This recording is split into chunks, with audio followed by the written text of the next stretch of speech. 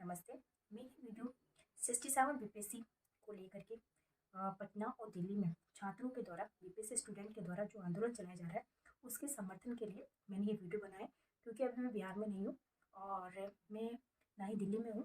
तो इस आंदोलन का हिस्सा बनने के लिए मैंने सोचा सोशल मीडिया के तहत अपन इसमें बात करते हैं।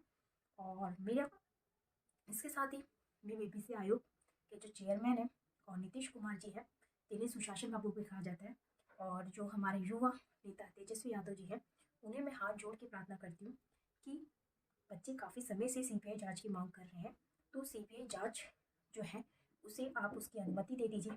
नीतीश जी, आप कहते हैं कि बिहार में जनता का राज है। अगर जनता का राज ही है तो स्टूडेंट भी जनता का हिस्सा है और स्टूडेंट की मांग जो है उसे सुनी जानी चाहिए, क्योंकि आप युवा छात्रों की ज़िंदगी से मतलब किसी को हक नहीं है कि वो युवा छात्रों की ज़िंदगी से खिलवाड़ कर सकता है। आप बीपीएससी चेयरमैन जो है वो अतुल प्रसाद जी, वो कहते हैं कि एक एक नंबर पे 2-2 3-3 हज़ार स्टूडेंट हैं। तो फिर जब एक एक नंबर पे 2-3 हज़ार स्टूडेंट हैं तो 8-9 क्वेश्चंस आपके गलत आंसर आप कैसे दे सकते हैं? आपकी इस गलती की वजह से आपको पता है कितने बच्चे जो हैं एग्ज़ाम में बाहर हो चुके हैं। इसके साथ ही जो बच्चे सीबीआई जांच की मांग कर रहे हैं वो इसलिए कर रहे हैं क्योंकि हमारी मांग इसलिए है क्योंकि 67 बीपीएससी का जो एग्ज़ाम मई में हुआ था उसमें बहुत सारे बच्चे, जिसकी वजह से वो पेपर लीक हुआ था, और कई बच्चे जो पहले एग्ज़ाम शुरू होने से पहले पेपर दे रहे थे वो बच्चे कहाँ हैं अभी तक नहीं पता।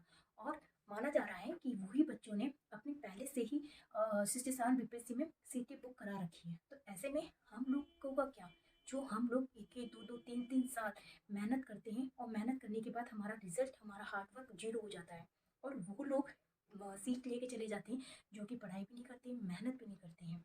तो नीतीश कुमार जी, जो आप हमारे जगह खड़े होकर सोचिए, आप मान लीजिए आप 5 साल काम करें और आपकी 5 साल काम किया और वोटिंग के टाइम कुछ लोग पैसे दे करके सीट खरीद ले और आप मुख्यमंत्री बनने से रह जाए तो आपको कैसा लगेगा? तो क्या आप सीबीआई की जांच की मांग नहीं करेंगे?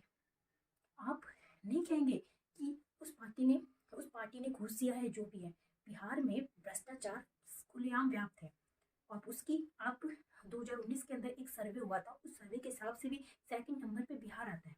अब बिहार में जाइए, बिहार के अंदर आप, मेरे ख्याल से आपका जो कंफर्ट जोन है उससे बाहर निकलिए और निकल करके एक बार बिहार के चक्कर लगा के देखिए कि बिहार में आपके सुशासन वाले राज्य में भी कितना कुशासन फैला हुआ है। आपके ही मंत्री अधिकारी जो है बच्चों की जिंदगी से खिलवाड़ कर रहे हैं। शिक्षा व्यवस्था, जहाँ पे शिक्षा के मामले में जहाँ बिहार सर्वश्रेष्ठ था, आज उसकी स्थिति दयनीय हो गई है। दयनीय। बिहार के योग्य छात्रों को दूसरे स्टेट में जा करके एजुकेशन प्राप्त करके और वो लोग ऊंचे पद पर विराजमान हो रहे हैं, पर बिहार की एजुकेशन सिस्टम को देख करके दिल कभी कभी तो ऐसा रोता है कि यहाँ पे कहाँ आ गए हम लोग। आप भले ही उन लोगों को लाखों, ऐसे लोग एजुकेशन एक्सपर्ट बने हुए पढ़े, ऐसे लोग शिक्षक बने पढ़े हैं जिन्हें कुछ नहीं आता, कुछ नहीं आता। बीपीएससी के 150 क्वेश्चन सेट नहीं होते, 150 क्वेश्चन सेट नहीं होते, और बच्चों को गलत आंसर दे करके बाहर कर दिया जाता है, और हमारे साथ काफ़ी टाइम से खिलवाड़ हो रहा है। हमारी मांग ये है कि सीबीआई जांच हो, सीबीआई जांच हो। क्यों? क्योंकि जिस तरीके से बीपीएससी काम कर रही है, हम छात्र संतुष्ट नहीं हैं। और नीतीश जी, आप कहते हैं बिहार में जनता का शासन है, तो अगर जनता का शासन है तो आप जनता के हमारे हित में फैसला लीजिए। एक संवैधानिक संस्था जिसमें कुछ लोग ऐसे बैठ गए हैं जो कि वो अपनी इच्छा के अनुसार चला रहे हैं, अपनी इच्छा के अनुसार सीट बेच रहे हैं, ऐसे आरोप जब संवैधानिक संस्था पे लगाए जा रहे हैं तो इस बात में कितना सत्य है, इस बात सत्य है या नहीं है, सच्चाई कितनी है इस बात में? सीबीआई जांच करा लीजिए ना, दूध का दूध और पानी का पानी हो जाएगा। पर आप कुछ बोल नहीं रहे हैं। सरकार की तरफ से कोई अभी तक संज्ञान नहीं लिया गया है। विद्यार्थी कितने दिनों से मांग कर रहे हैं और मेंस की डेट भी घोषित कर दी गई है।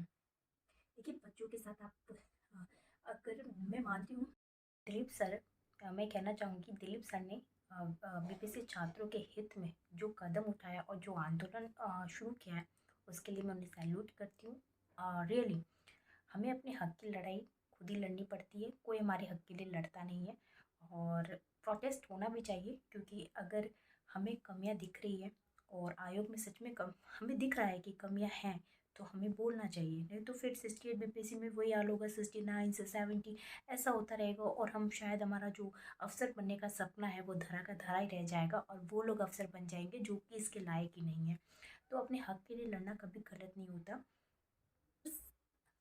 आपका जो डिसीजन है वो हमारे लिए बहुत इंपॉर्टेंट है, क्योंकि हाँ, हम सिस्टीन बीपीएससी में लग जाएंगे, पर हमारा ये है कि जो कचरा तो है, जो कचरा है बीपीएससी आयोग में, उसे साफ किया जाए। नहीं तो फिर सिस्टेट बीपीएससी में भी जो कट ऑफ 113 गई थी वो अगली बार 120 जाएगी। क्यों? क्योंकि सीटें कम है। अगर आप सारी सीटें बेच ही दोगे तो फिर कट ऑफ तो आई जानी है।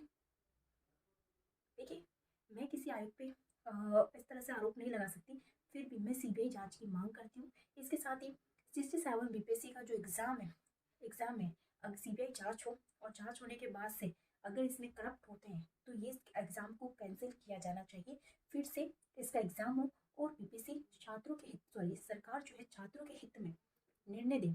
ठीक है, बस मेरी आपसे यही रिक्वेस्ट है। धन्यवाद।